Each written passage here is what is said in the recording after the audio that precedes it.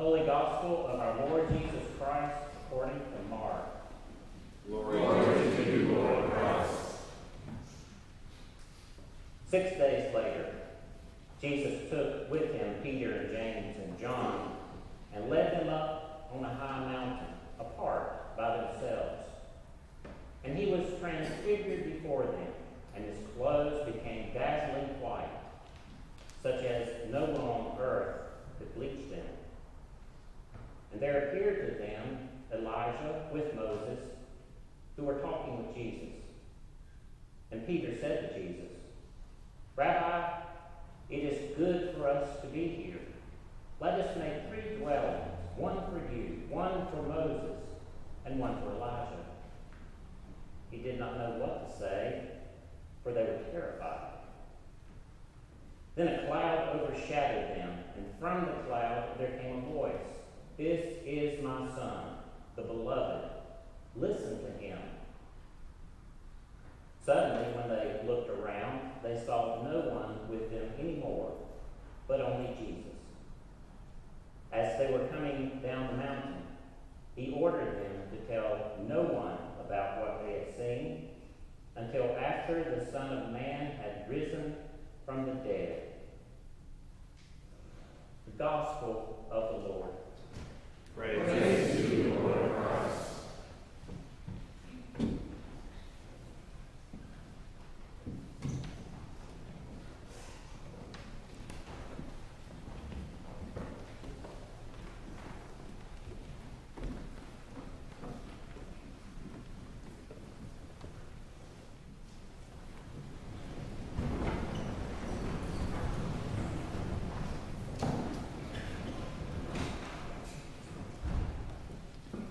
In our story of the Transfiguration today, we find 2 ancient figures, Moses and Elijah, who meet Jesus on top of the mountain. Most of the time when we read the story of the Transfiguration, we focus on Jesus and his disciples and what they experienced. But today, our passage from 2 Kings dramatically highlights why one of those 2 ancient figures, Elijah, was so important. So I'd like to focus most of our time on the story of Elijah, and then we'll come back to Jesus' transfiguration at the end. Both of these stories, Elijah's ascent and Jesus' transfiguration, incorporate mystery and power and symbolism and echoes of both the past and the future. Elijah is considered to be one of the greatest prophets in the Hebrew Bible. He was a man through whom God not only spoke, but also performed many miracles. When we meet him in our passage today, Elijah knows that his ministry has come to an end, and he's making a final tour of sorts with Elisha to visit other prophets. He goes from Gilgal to Bethel to Jericho to the Jordan River. At each place, Elijah tries to leave Elisha behind, but Elisha refuses to leave him. Although there is some debate about why these specific locations are mentioned and not others, there's no doubt that the mention of those specific places on their tour is meant to be significant. They are all locations within the promised land that God had given to the Jewish people. Gilgal is where the Hebrews first made camp after crossing the Jordan into the Promised Land. Bethel is a site where there was a sacred temple for Israel. It was a shrine that was constructed by the northern kingdom. Jericho is the site of the Hebrews' first military triumph on the western side of the Jordan. And of course, the Jordan River itself had been crossed earlier under a similar miraculous fashion under the leadership of Joshua. So once they've reached the end of their journey, Elijah rolls up his mantle, which is kind of like a cloak, and strikes the Jordan River, and the waters part so that he and Elisha can walk across on dry ground. This gesture clearly recalls Moses striking the Red Sea with his staff as the Israelites fled Egypt, and also Joshua stopping the waters of the Jordan as the Jewish people entered the Promised Land. That Elijah is being compared with Moses and Joshua shows what a huge figure he was in Jewish history. Safely across the Jordan, Elijah asks Elisha what he could do for him before he departs. This is analogous to a beloved father asking his son what one thing he would like for him to do before the father dies. And Elisha's response is also in this manner of father-son relationship. He asks for a double share of Elijah's spirit. A double share is a request for a firstborn son's double share of the inheritance.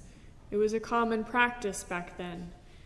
And by asking for that, Elisha is asking to be allowed to inherit the prophetic legacy that Elijah had created.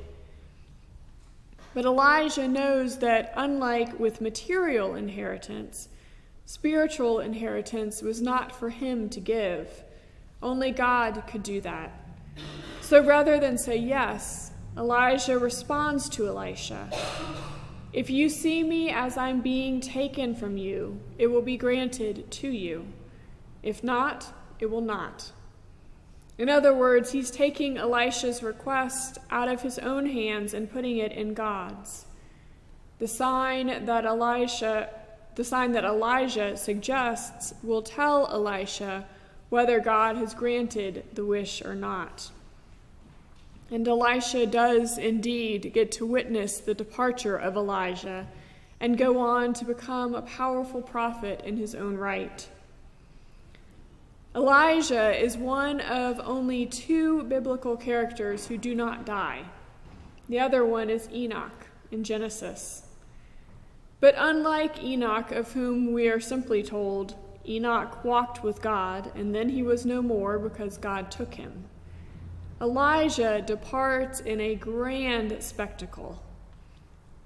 We read that as Elijah and Elisha continued walking and talking, a chariot of fire and horses of fire separated the two of them, and Elijah ascended in a whirlwind into heaven. The sudden, dramatic departure of Elijah eventually led to the belief that he could come again at any time, and his return was meant to be a sign of the coming Messiah. It should not surprise us, then, that as Jesus ascends the mountain with Peter, James, and John, it is Moses and Elijah who meet him on that mountain for Jesus' transfiguration. It's long been assumed that Moses represents the law and Elijah represents the prophets. But in those roles, they also both represent something much greater as well. They represent the continuity that stretches through our scriptures, the continuity that we often refer to as salvation history. Salvation history is the belief that God, the one God, always has and always will be involved with God's people. It's recognizing that no matter how much we as a human race have messed up, no matter how many times we have strayed far from God's will for us, and we have, over and over again, God has ultimately made a covenant with us, a covenant that will not be broken. That covenant was first lived out through the law given by Moses, the law that helped the people understand how to live and how to relate to God. Then this covenant was re-emphasized through the voice of the prophets like Elijah, who were willing to call the people to account, to call them and to remember that the covenant was made with them and that they have strayed from God's ways and need to return. Finally, it came to fulfillment in the person of Jesus of Nazareth, God incarnate among us, living and teaching us as a fellow human being, and then dying and being resurrected so that we might all have new life in him.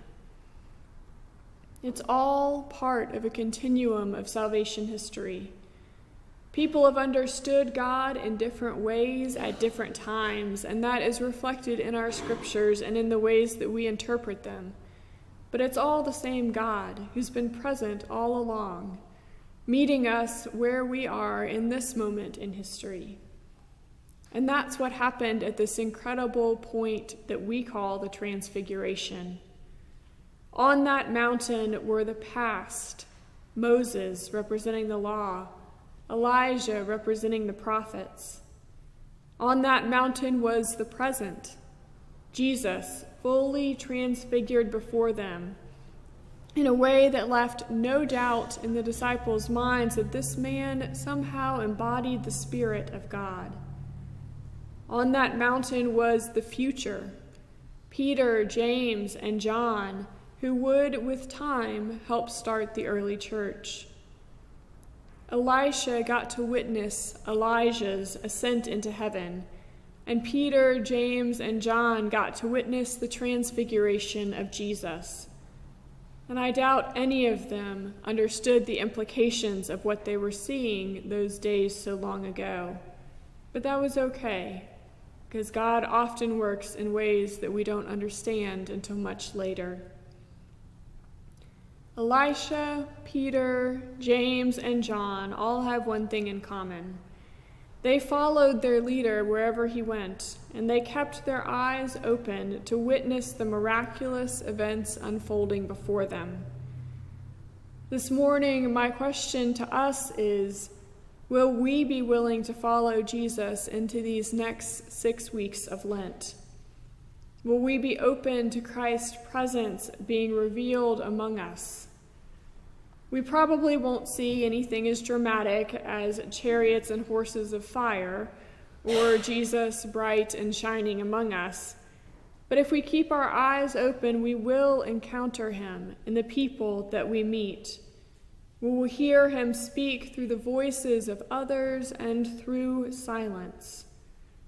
We will realize through our own experience that salvation history, that great continuum of God's presence in the world with God's people, is still moving forward, and we are a part of it.